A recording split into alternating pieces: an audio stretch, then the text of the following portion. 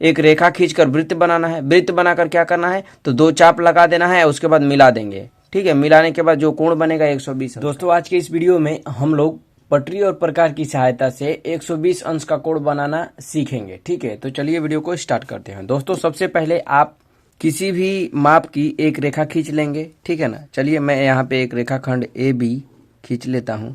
किसी भी माप की एक रेखा ए बी खींच लेंगे। ठीक है ना, यहाँ पे ए ये बी हम लोगों ने नाम दे दिया। ठीक है, अब उसके बाद क्या करना है, बिंदु ए से किसी भी त्रिज्या का एक वृत्त खींच लेंगे, या फिर यदि आप चाहते हैं कि हम रेडियस फिक्स कर लें तो यहाँ पे कोई बिंदु ओ मान लीजिए। ठीक है ना, ओ, और यहाँ से आप क्या करेंगे, वृत्त खींच लेंगे। ठीक है ना, कैसे, तो ओ ए या फिर ए ओ त्रिज्या का। ठीक है ना, प्रकार में यहाँ पे देखिए, इस प्रकार में ओ ए त्रिज्या का एक वृत्त खींच लेंगे। ठीक है ना, या तो आप इस तरह से कर सकते हैं, या फिर आप किसी भी त्रिज्या का एक वृत्त खींच करके जहां पे रेखा पर ये वृत्त काटेगा उसको आप बिंदु ओ मान लेंगे। ठीक है ना, ये आपको काम करना है। ठीक है, तो जैसे यहाँ पर हमने एक रेखा ए बी खींच लिया और रेखा पर कोई बिंदु ओ ले लिया, इससे क्या फायदा होगा, तो ये जो हमारा रेडियस होता है जिसका वृत्त हम लोग अभी खींचेंगे, इसका रेडियस फिक्स हो जाएगा। जैसे इसका रेडियस हम लोग ऐसे बना लेंगे। ठीक है ना, यहाँ पर ओ पे ला करके आप यहाँ पर रेडियस बना सकते हैं। ठीक है, तो यहाँ पर आप अच्छे तरीके से ऐसे बना लेंगे, या फिर आप किसी भी त्रिज्या का वृत्त खींच लेंगे। जहां पर मान लीजिए आप इतना बड़ा त्रिज्या ले लिए, इस पे ऐसे वृत्त बनाएंगे, यहाँ पे अगर काटेगा तो उसको बिंदु ओ कह लेंगे। ठीक है, क्यों आप इसको इस पॉइंट को नाम क्यों दे रहे हैं, क्योंकि यहां से भी आपको चाप काटना पड़ेगा। ठीक है ना, तो चलिए हम लोग यहाँ पे एक वृत्त बना लेते हैं ओ ए त्रिज्या का। तो ये है ओ ए त्रिज्या। ठीक है, यहाँ से चलिए हम लोग एक वृत्त खींच लेते हैं। ठीक है, यहाँ से एक वृत्त हम लोग बनाएंगे। कैसे, तो देखिए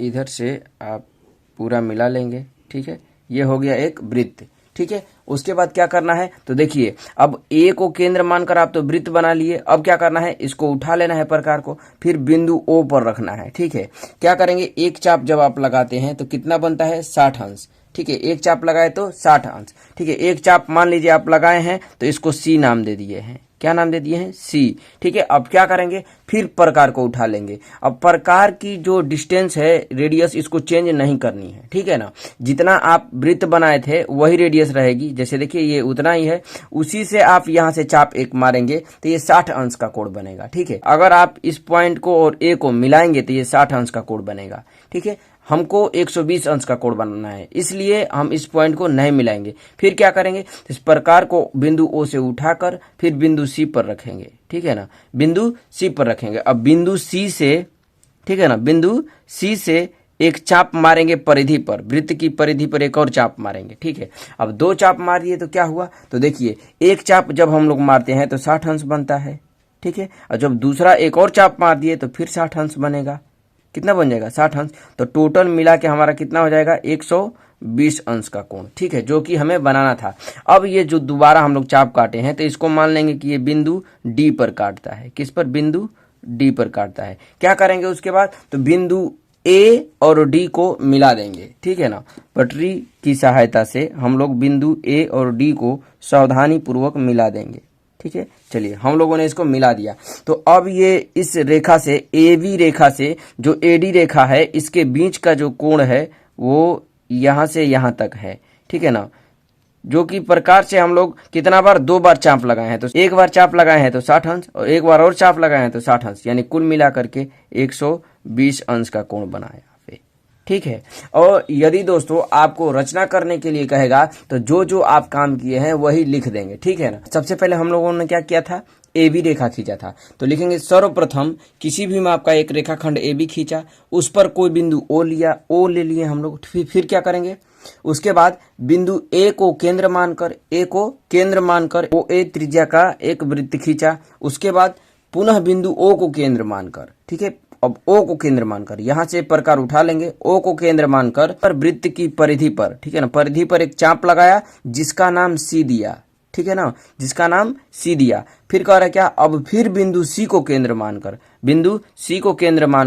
क्या करेंगे, परिधि पर एक और चाप लगाया जिसका नाम डी दिया। तो बिंदु सी को केंद्र मानकर उसी त्रिज्या से एक और परिधि पे चाप मारे हैं तो बिंदु डी दिए, उसका नाम। उसके बाद क्या करना है, तो बिंदु ए और डी को मिलाया तो कोण बी ए डी 120 अंश बना, ठीक है ना। यानी कि जो कोण ये बना हुआ है बी, ए और डी, ठीक है ना, यहाँ पे आप लिख सकते हैं कि कोण ए बराबर 120 अंश, या दो रेखा से मिलकर कोण बनता है, ठीक है ना। ये रेखा ए बी और ए डी, इससे मिलकर 120 अंश बना है।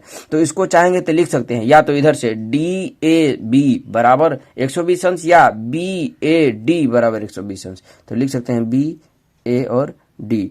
जिस बिंदु पर कोण बना है उसको बीच में रखेंगे, ठीक है ना। कोण का सिंबल ये होता है, कोण बी ए डी बराबर 120 अंश, ठीक है दोस्तों। यदि आप चेक करना चाहते हैं कि जो हम लोगों ने 120 अंश का कोण बनाया है वो सही है कि नहीं, तो चेक कैसे करेंगे, तो देखिए ये जो सेंटर है ना, इसको हम लोग पॉइंट ए पे रखेंगे, ठीक है, इस तरह से।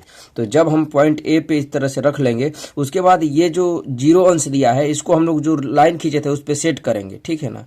इस तरह से कुछ सेट करेंगे, और सेट करने के बाद जब आप देखेंगे तो ये जो कोण बना है, तो देखिए दोस्तों यहाँ पे मैंने इसको सेट कर लिया। अब यहाँ पे जो हम लोगों का कोण बना है वो 120 अंश का बना है, ठीक। तो इस प्रकार से आप पटरी और प्रकार की सहायता से 120 अंश का कोण बना सकते हैं। यदि रचना का चरण लिखने के लिए आएगा परीक्षा में तो आप लिख भी सकते हैं, ठीक है।